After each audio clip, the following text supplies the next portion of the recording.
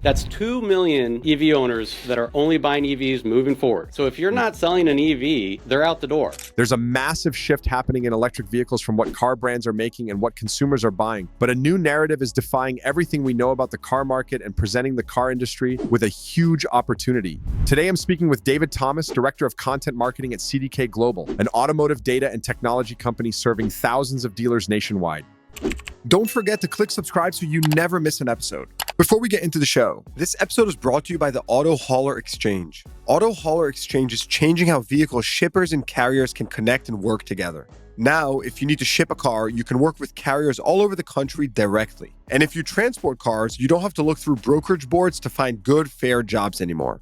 By eliminating the middleman, all shipments on Auto Hauler Exchange come directly from the owner of the vehicle being shipped, with carriers receiving real shipment opportunities at direct pricing.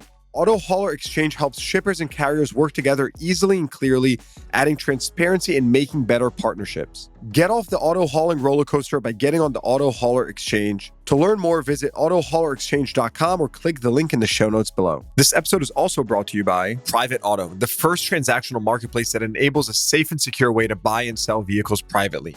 Private Auto provides a self-service platform that removes the middleman and uses proprietary banking technology. This allows buyers and sellers to safely complete a private party sale on their own at any time. They've thought of it all: identity verification to avoid scams, an e-bill of sale to simplify the paperwork, instant transfer of money between buyers and sellers, and so much more. Learn more at privateauto.com and use code CDG to list your car for free. Lastly, I'd like to thank CDK Global for coming on as a guest and also sponsoring this episode. David Thomas on the CDG podcast. David, welcome. Thank you, Yossi. Great to be here. Great to have you on, David. You know, it's funny because I was looking through some of your background and I knew you were in the content game, but I did not know that you predate me by so much into the content game. And what you've done some great things. I saw you were the founding editor of Autoblog, which I did not know. So would love to know a little bit about your background before we dive into lots of EV talk. And you're one of the people that has been very close to this topic. You've put out some great content, white papers with the CDK team. So I'm excited to drill into that. But like I said, can you give us a little bit about your background? Yeah, I started in the auto industry about 20 years ago. I'd been a reporter and journalist covering entertainment, actually, and was looking for something to branch out into. And I had a love of cars, and I was approached by a company to launch a new site.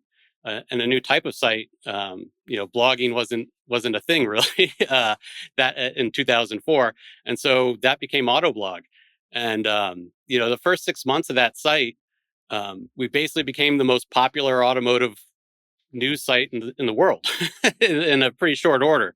We were more popular than Car and Driver or Auto Week, the players at the time.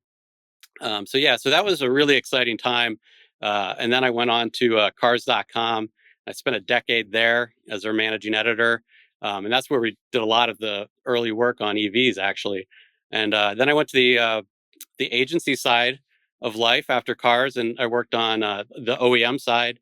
I worked with Nissan and Harley Davidson. And most of that work, even though it was content, was on electric vehicles. And now I'm here at CDK, helping the content side of things here. And like you said, developing some terrific white papers that help inform dealers. Yeah, we're big fans. We really ingested that a lot, and we like to share it. Just really great insights. But I think you said something interesting that it kind of surprised me. But you said you were writing about EVs 20 years ago. My brain just kind of disconnected when you said that. What was the situation back then? Was that even a thing to write about back then? Or was it a topic to discuss? Yeah, so I mean, it is kind of funny that people kind of forget history. A lot of the folks in our industry in the auto retail industry have only been around it a short amount of time. And even if you've been around a decade, it's kind of a short amount of time when you talk about the longevity of this industry and seeing failures and successes and things like that. So yeah, to your point, some people don't remember the Great Recession, but in 2008, there was a recession. Gas prices went to $4 a gallon. And when that happened, it's hard to understate or overstate or whatever you want to say how huge that was.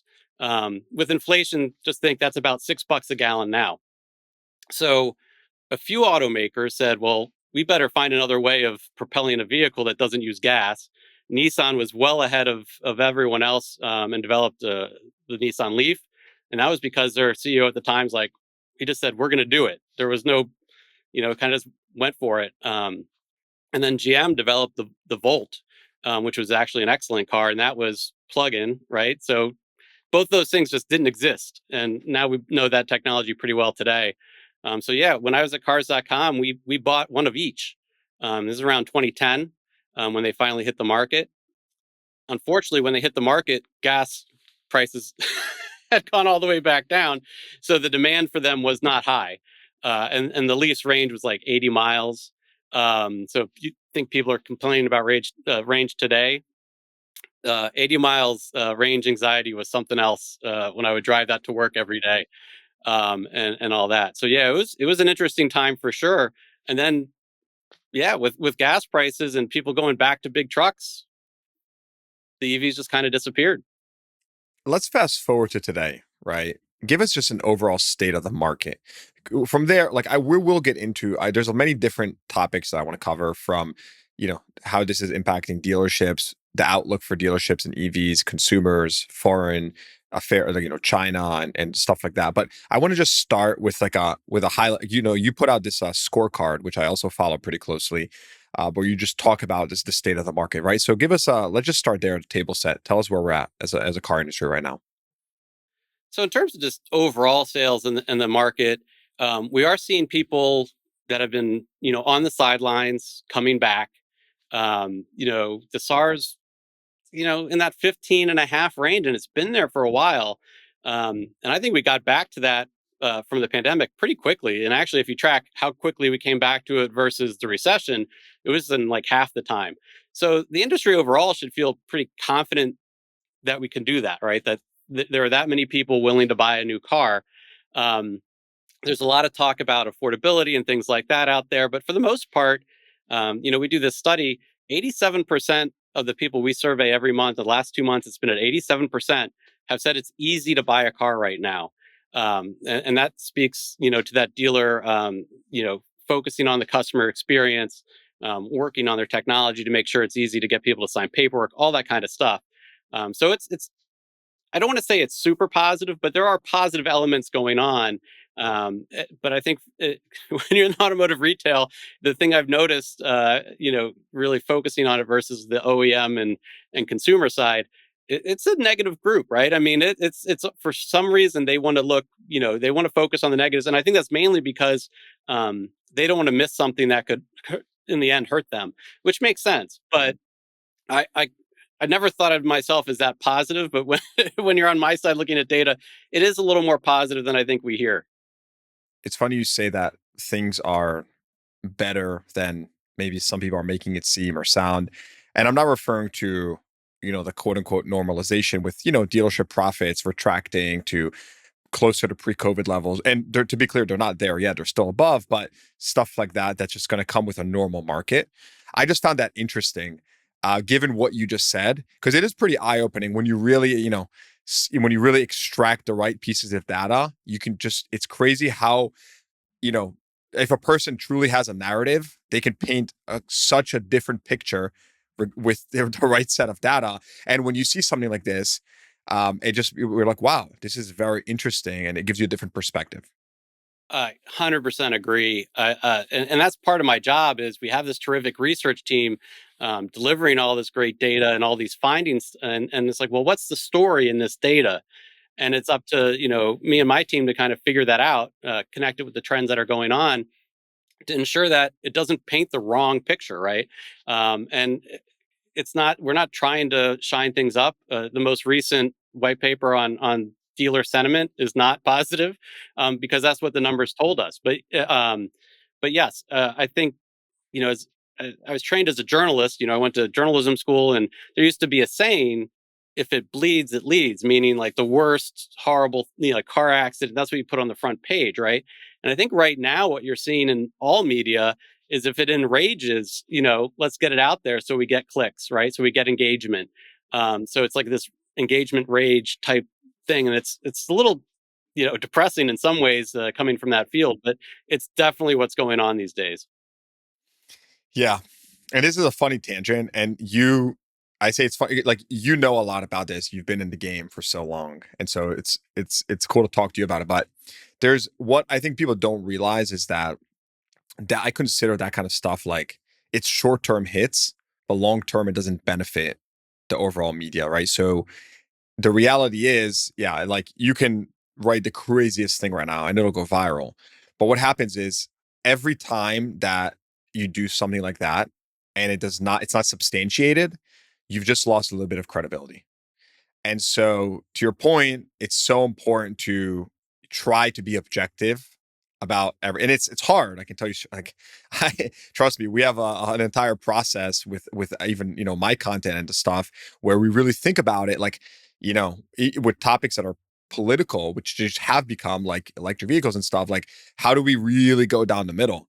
And I think one of the beautiful ways is when you're not beholden to any manufacturer. That really gives you a lot of that liberty to speak freely and kind of say what you think because it doesn't matter. You don't have to stick to a narrative. So that's my tangent on the content and media game, which great insight. You said 87% of consumers right now are finding it easy to buy a car, right? So my two questions there are, what does that mean? Like, what is easy? And secondly, how does that compare to a year ago, 6 months ago? Like, where are we at right now from that perspective? Yeah, that's a great question, Yossi. And the reason we came up with we I mean, we framed the question on purpose because anecdotally, the auto retail industry not viewed so highly outside of the industry, correct? So, people say negative things about their car purchase pretty regularly. So we wanted to say, what's the data? Is it really that bad? So that was the simple question we asked. Is like, did you find it easy or not? And so, you could hem and haw and complain to your neighbor about it, but if someone just asked you point blank, was it easy? The number at the onset of when we started this 2 years ago was around 80%, right? It went high 70s, low 80s, and it would vary depending on some outside factors, right? Or I shouldn't say outside factors, but factors in terms of the process, and certainly because of inventory at the time. So there you go, right? So the consumer actually feels like it's easy. They're telling us that now. Some say the expectation on how long it took was longer than they thought, but that number, which is a huge pain point in our industry, even that number is under 20% most of the time. So overall, it's like we're seeing the sentiment being positive, but we're tracking a number of that process, right? A number of key steps in that process and what's really easy.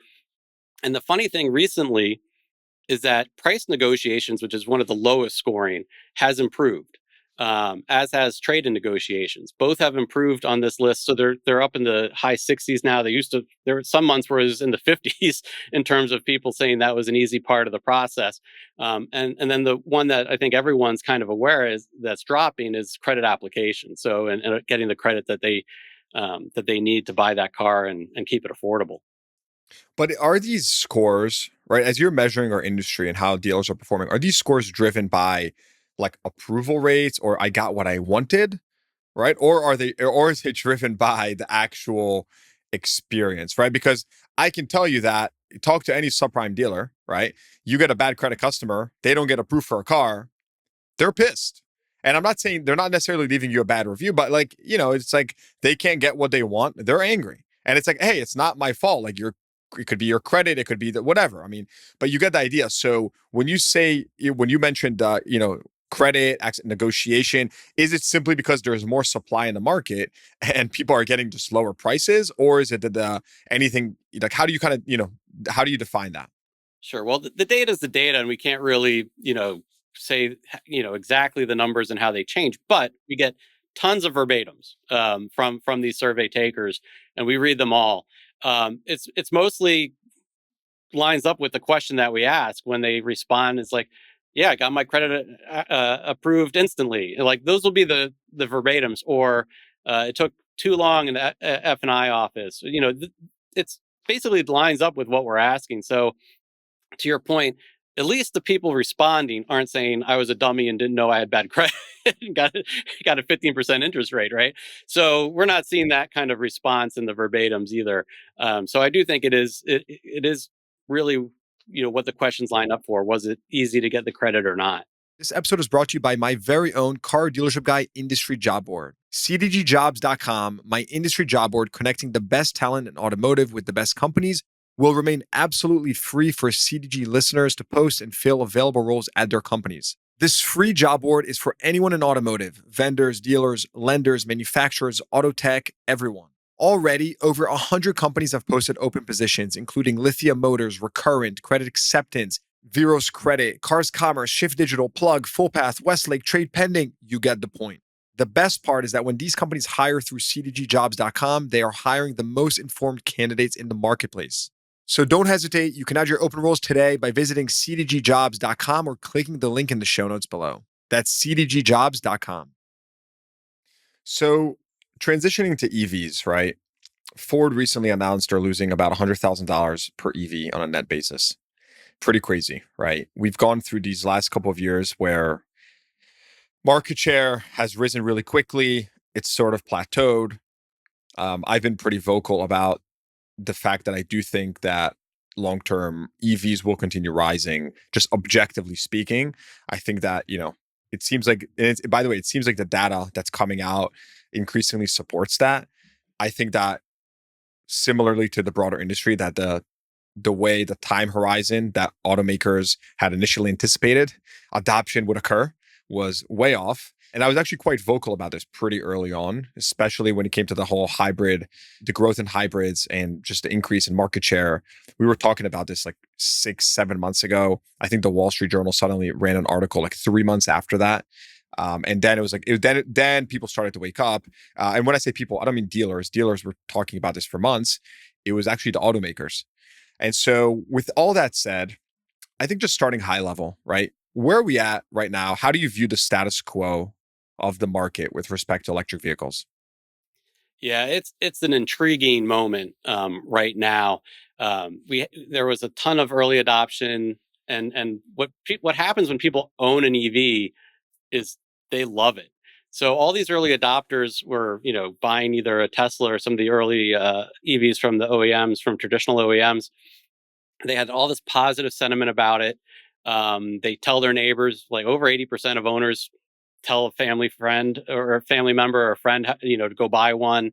73% say they're only going to buy EVs moving forward. That was in one of our recent studies.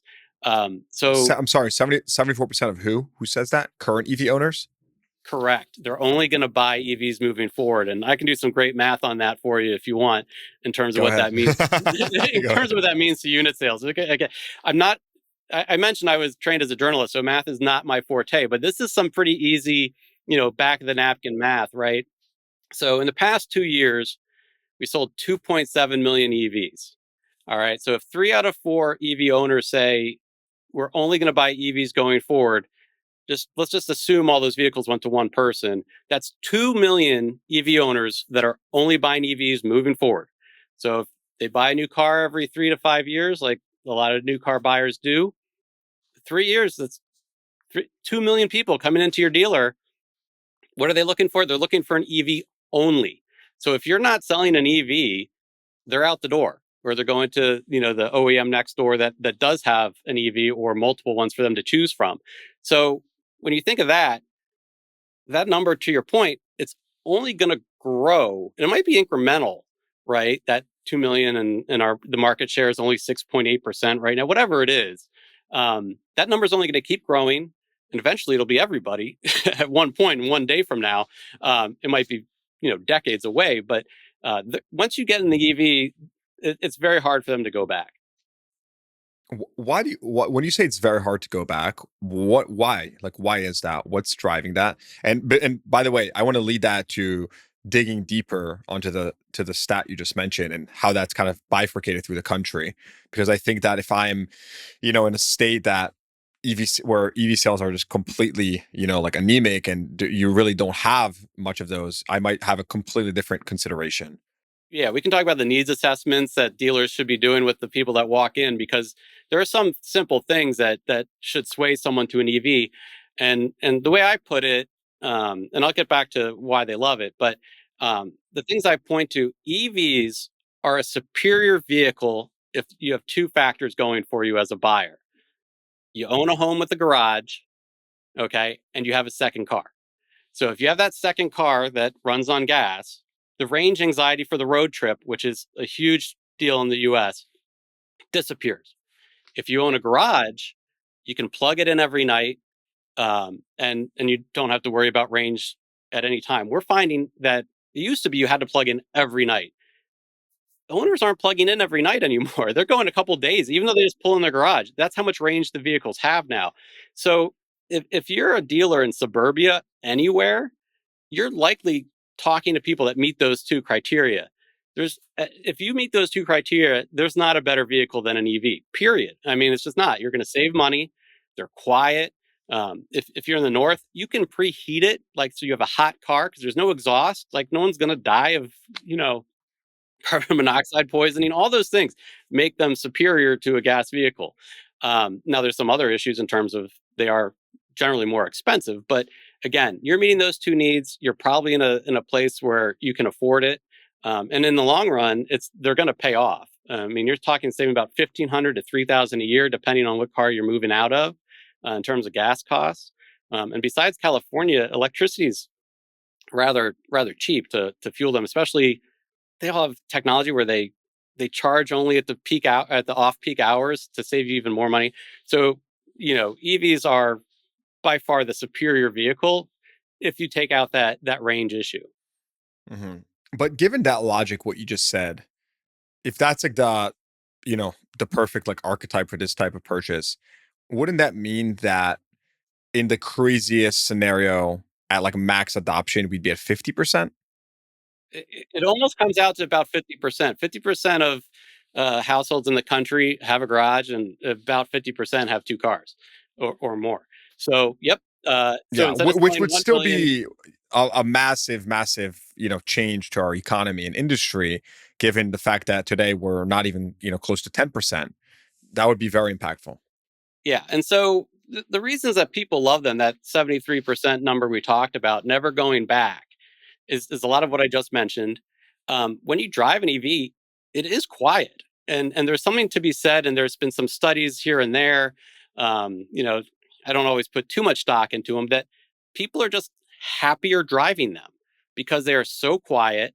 It just makes it a serene space that that a traditional gas vehicle or anything with an engine doesn't have. So there's and just talk about like, oh, the torque is so great and things like that.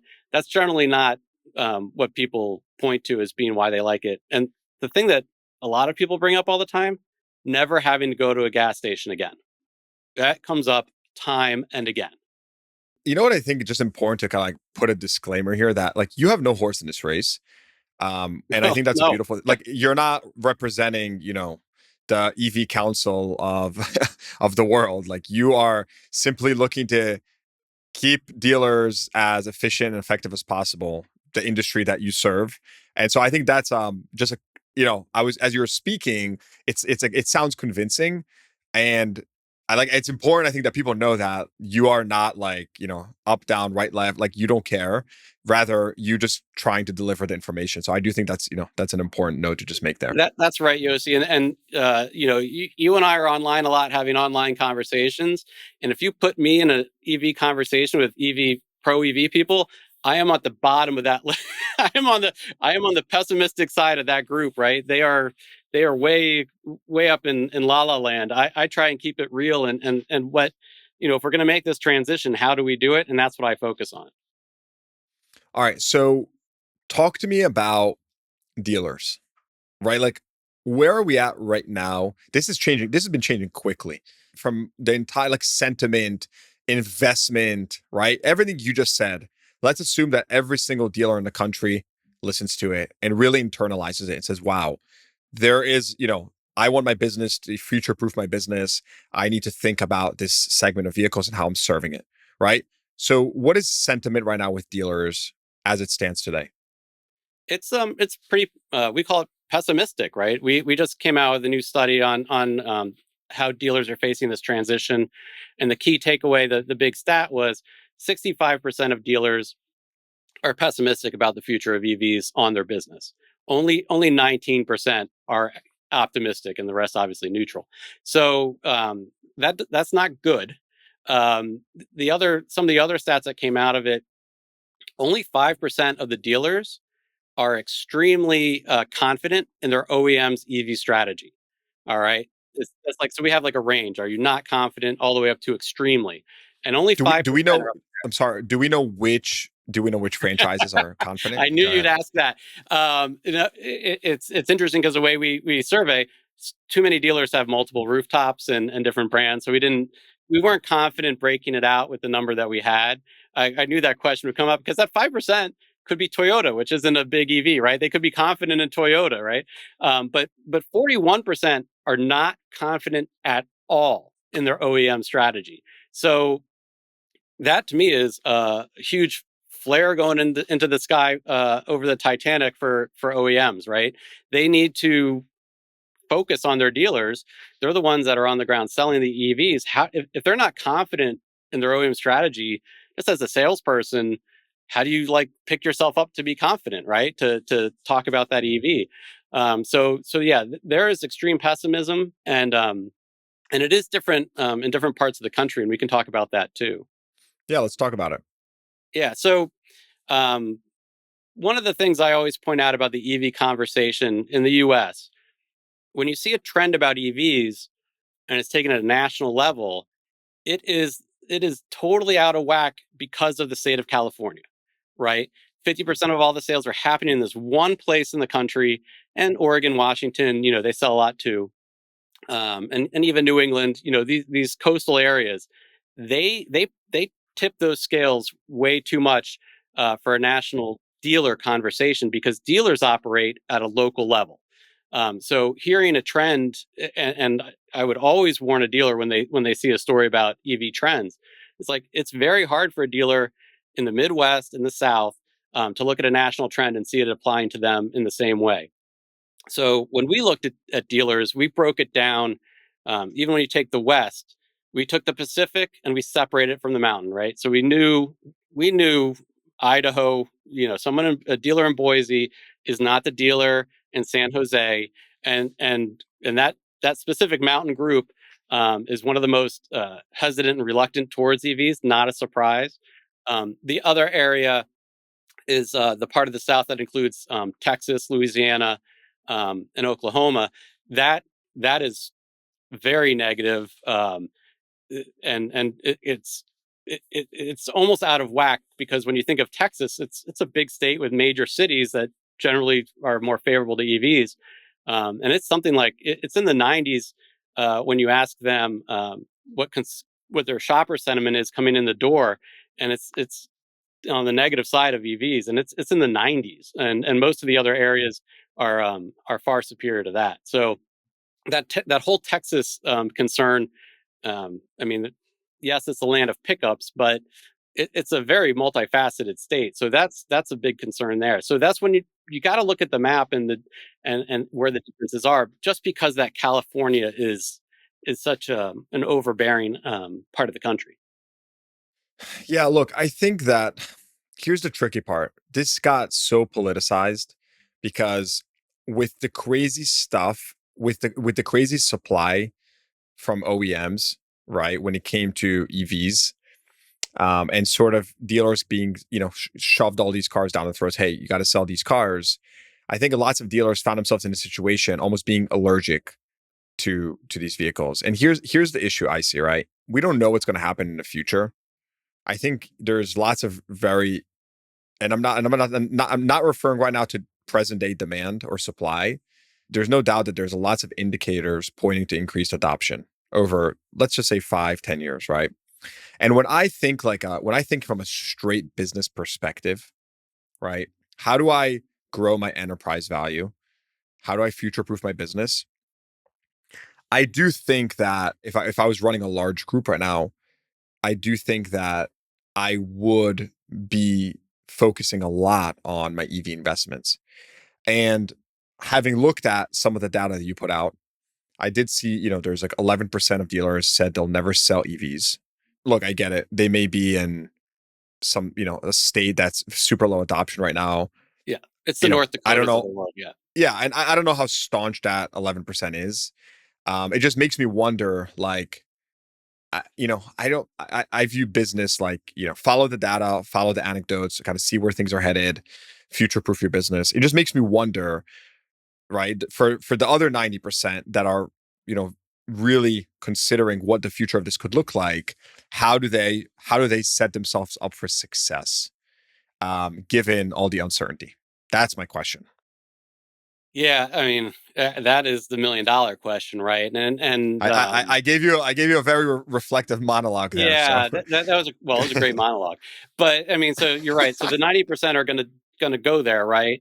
But 3/4 of all the dealers feel it's gonna have a negative impact on their bottom line, right? 3/4 of them think EVs, one way or the other, are gonna have a negative impact on their bottom line, which is interesting because we did some work on the service side of things a few months ago, and the stores actually servicing EVs currently that have them in say they're actually bringing in more money. Now, yep, that's I because saw there's a that as lot well. of there's a lot of recalls and things like that right now in warranty work. But when you think of the service side of things, if you have a GMC Hummer, there's nowhere you can take that vehicle to get service besides a GMC dealer. So there's a that's the thing I think dealers need to focus on is on the service side especially. You have a window where you are the only source of service and you could win over these shoppers by delivering excellent service, right? There- I don't I've been in the business a long time. I don't think they've ever had that opportunity ever. So on the service side, there is a lot of opportunity, pure opportunity going on. Now, one of the things I talk about a lot, you know, is this product mix of EVs that's available right now. It's not necessarily what the mass car shopper wants. Just on I'm not talking about the EV part. I'm talking about like the body style. People look at a Ford Mustang Mach-E, a Kia EV6. Um, they're basically hatchbacks. They're not really compact SUVs. Compact SUVs are the best-selling non-trucks in the country. CRV, Rav4, Rogue, best sellers have been for you know probably 15 years. Where they supplanted the Camrys and Accords, right? So, so if you're not making the right body style and you're charging $40,000, $50,000 for a hatchback, no matter what's under the hood or floor, or whatever you want to say on the EV, it's going to be hard to sell them. So the product mix isn't right for mass adoption. It was right for early adopters, and that's what we got. But we're past that stage, and we need products that mirror what people want. And they've got to get that form factor right as well as the pricing to get people to buy. When you're talking about a mass audience, you got to aim yourself at that mass audience. I mean, um, I think hatchbacks are pretty much phased out of every automaker. Years ago, I think you can name on one hand who makes a gas hatchback in the past 5 years, right? So it's interesting that people don't really connect the two, but that's what those things are. The Ioniq 5, all those things. The Ioniq 6 from Hyundai is a sedan, which again, not the most popular body style out there. Who do you think, from an automaker perspective, do you think any automakers right now are tackling product mix in a smart way for EV? Right? Or ask differently, let me even take it one step further. If you had to place your bet on like one automaker that, and say, I'm going all in on this automaker with regards to their EV strategy, like who are you bullish on? Who are you betting on? So you like to say you don't you know about any automakers. I really can't choose favorites myself, but I think what you can say is the luxury automakers are far ahead. They have the luxury of consumers and customers that don't worry about the price as much, right? So, and also like tech and want to be kind of seen and status and those things as well, which is how Tesla was built. So a BMW, let's say, doing very well with their electric strategy, adapting. It was kind of on the EV side of things, there was a little bit of negativity of taking an existing car and just making it an EV. BMW did it really well. So their 7 Series, the i4, the new 5, excellent adaptations of EVs. And then they've got this whole other new Klaus, the thing that's coming in the future. Like they seem to have it all buttoned up, and they're being successful with what they're selling. And I believe Audi expects to sell more EVs this year than last year in the U.S. So the luxury automakers have it right. What we're seeing the issues with is really the mass market brands. Ford. A year ago, everyone said Ford, they got it, they nailed it, right? They had it all. They had the truck, they had the Mach-E, and now we're seeing, that's not they're not selling. I don't know if that's all Ford's fault necessarily. I think there's been just a long year of very negative coverage of EVs, and not enough talk about what they can do for you. So, I mean, pretty much every EV on the market, it's a fantastic vehicle. I've been in almost all of them. Um, I drove that first Nissan Leaf I told you with 80 miles of range. I mean, the fact that you can go 250 without even an issue, like you don't have to drive it in a special way to get that range. You just drive it normally, drive it like you want. You're probably going to get 250 miles, right? So that's just astounding. So for most people, when you get in those vehicles, they're great. So it's interesting what's holding them up from pulling the trigger, and I think it's just not understanding basically the benefits of them. Hmm. What are you seeing as far as the best practices, or like when you look at dealerships that are preparing for servicing more EVs, really thinking about how can they capitalize on the opportunity? What are you seeing as the best practices when it comes to the actual dealership, equipment installation? I mean, just give us like a high level thought. Yeah, I think it's the ones that kind of put themselves in the place of they're the expert, right? So this is where training is so essential.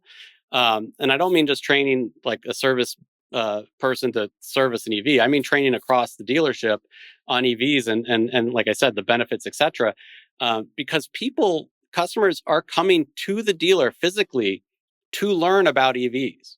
So again, you've got this moment in time where you have a captive audience and that you can make a difference. In one of our studies, on the ownership side, 54% said the salesman helped them make the decision. Like they pulled the trigger because of the salesperson.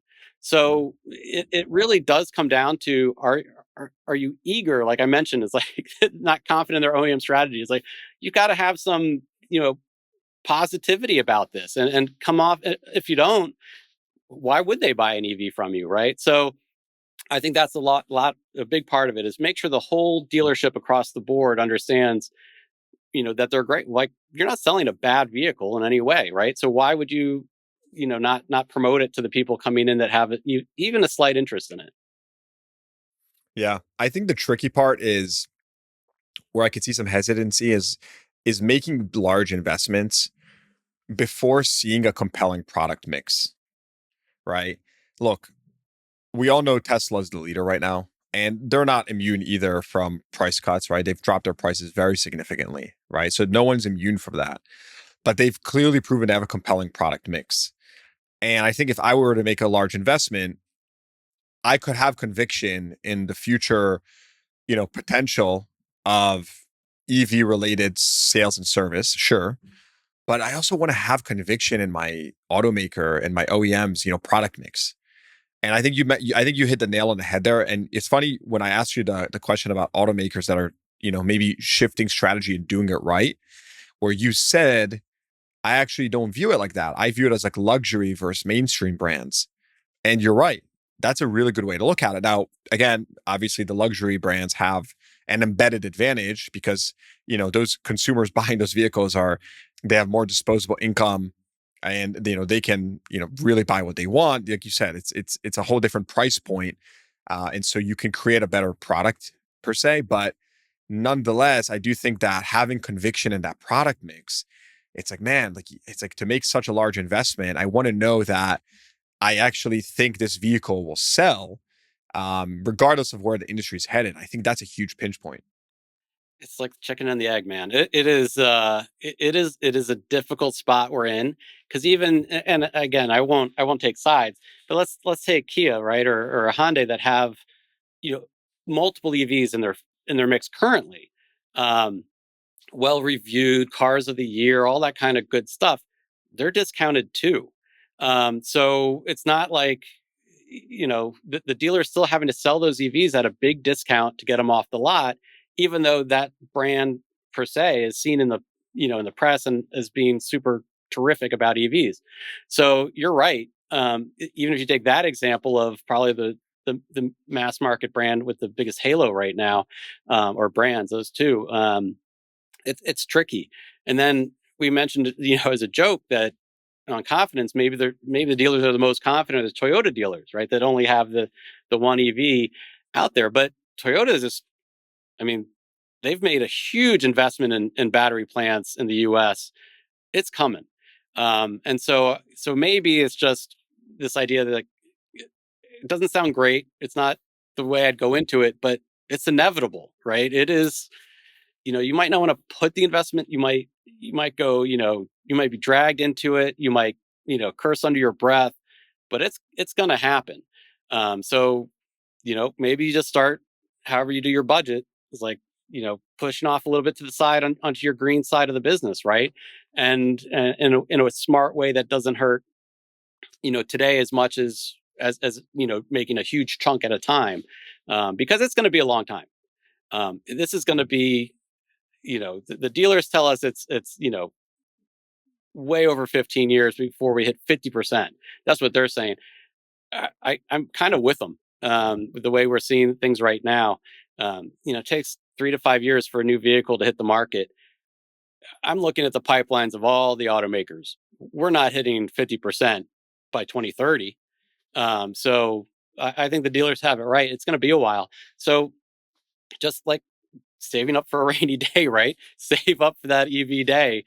And it's not the best way to look at it, but it's probably the I won't say the smartest, but it's one avenue to take. So let's transition to just foreign imports and the one thing that can really derail lots of these conversations, right? Which is cheap EVs coming in from overseas. Specifically, we've talked a lot about China, the options there, what could happen. BYD has grown a large presence in Mexico, the potential for China to produce EVs in Mexico and bring them into the US. I mean, there's so much conversation right now happening, in behind the scenes within the dealer community and the car industry in general. What's your overall view of the potential for cheap EVs from China? And yes, of course, we know tariffs. The Biden administration is raising tariffs, so they're going to be taxed a lot higher. Blah blah blah. There's a ton move going on, but what's your overall take on this topic? Well, there's two things to take. Number one thing that I take issue with, and this is mostly from media coverage, is that people want a cheap EV. Okay. And what cheap means. And they usually point to a number, which is $25,000. Now, you can get a brand new EV for $25,000 right now. It's called the Nissan Leaf. You know how many Nissan Leafs they sold in quarter 1 of 2024? I mean, it was just over 1,000. So, I mean, you can go get one, and it's again terrific vehicle. I used to joke, like, you used to have this type of car, we called it the commuter car, right? The car you bought to get you to and from work. The Nissan Leaf has been and is today the best commuter car. No one wants a commuter car, it turns out, and they don't want a commuter EV. So the cheap Chinese EVs that will come might be a little funkier looking, but they're not going to be an Audi. You're not getting into. I'm not quite sure what people are envisioning this $25,000 Chinese EV to be, because it's not going to outpace everyone. It might have some flashier things here and there, but I just don't know if that's where the interest is. Now, if you want to talk about China entering the market, this is really intriguing. And people have views of tariffs, and it does get political. There's no question the current administration's moves and recently are all political because there are no Chinese EVs being sold. So there's, I think, one on the market that even hits any of these regulations and this new wave of tariffs. It's the Polestar 2, right? So and BYD and some of these other big Chinese automakers, they've kind of said we're not coming to the U.S. right now. So that tariff doesn't need to exist today, except for a political reason, right? So and maybe to show to the world, we're putting the brakes on the Chinese. So then you look at China and the rise in EVs. It is not a fair fight. That country is not a capitalist free democracy country, and they've put a number of levers in place to create that industry, to accelerate that industry, and I mean, you're talking billions of dollars of or Chinese currency, billions of just money. This They have a lock on the minerals that go into the batteries. I mean, it is just so outrageous how much advantage they have. So the fact that they're here is planned. They've been planning it. And you talk about the idea of forcing EVs on consumers in the United States and pushback on that. That's what they do in China. You can't push back on the Chinese government when they ask you to buy an EV, right? So why, there's all these things that happen in China that people don't kind of think of, oh, it's accelerated so quickly and people buy so many. Yeah, yeah, they do. And it is a different world. So the United States is a very different market. And to say that, again, going back to that Great Recession, we bailed out the automakers because if we didn't, the impact across the country would have been devastating. 5% of all employment in the country is tied to the automotive industry in this country in some way. And dealers are a big part of that, actually. 5% of employment, you said? Yeah. I mean, Wow. it's about the same of the GDP, right? So, because there's suppliers, again, dealers. I mean, think of, all that ancillary stuff going on. So to think that you wouldn't protect that in some way because of we already bailed them out. I mean, that was why they were bailed out, is because it was to protect the economy moving forward, which worked, right? It worked. So to think that we're not going to protect our own industry against a threat from a country that is not our friend, that's the other part. It's like everyone's like really happy to get some cheap Chinese EVs. Like it doesn't make a difference. Like they're not our friend, right? So it's okay to be a little, negative towards them. And I tell you what, if it was a different administration, we have an election coming up, I don't think it's going to be a friendlier administration to China on this topic. So, this isn't a left or right side. This is protecting an industry that is vitally important to the country, and so I find myself. It's funny when I say these things. This isn't where I ever thought I'd be saying, we should be a protectionist country, but in this instance, it seems like the right move right now, and it's just a different. If you're not in it all the time and you haven't studied it, and I'm not the biggest student of it, by the way, but if you haven't dug a little deeper, it might seem a little strange to have that viewpoint, but it's a valid one. I think something super interesting that I heard, or it was I just had a CNBC thing yesterday, and before me was actually Michael Wayland, Hmm. who's a reporter for CNBC, He's and I terrific. was listening to him. Yeah, Michael's great. I was listening to him, and he said he was asked, why haven't Chinese vehicles made it to the US, like historically? Forget electric cars, regular cars, internal combustion. And I never thought about this at this level, but he said that one of the largest hurdles was actual manufacturing expertise with engines. And what happened was this shift to electric. China already has the battery materials, the manufacturing expertise from tech sectors, right? Because specifically building phones. And so this was an extremely opportune time for them to get into the vehicle sector because they don't have to create engines, right? An electric vehicle does not have an engine. So I just found that very interesting because you're right. Like when you go to first principles and you think like, wait, like why now? Like what changed? What about the last 40 years? Why haven't vehicles come there and why will they now? Well, that's the big change. And that's what made way for this opportunity in the market. That's 100% accurate. And they had a plan. I mean, it wasn't hidden. This was their strategy. They knew that it would take more effort to catch up on gas than to start fresh with EV, where it's a level playing field, and they knew it. And the other thing that is often not talked about, foreign automakers went into China to build cars to sell to the Chinese market because it was a big market, even though not as many people there can afford vehicles. There's just so many people there. So the U.S. automakers and the other foreign automakers that went in to sell and manufacture cars there, they had to partner with a local company. They weren't allowed to do it alone. So they were sharing their knowledge of manufacturing and technology for well over a decade now. I don't even know how long it's been, to get those units sold, right? To make a little more profit. Now, all those companies are being pushed out. It's like, we don't need you anymore. Everyone knew this was going to happen. They wanted the profit, at the time. So yeah, there's some problems all across the board of how we got here. So when you look back at it, it's like, as the outside observer, you're just kind of baffled. You're like, I don't, I don't know, how did we get here? And we saw it all happening, and it's like, yeah, now we're here.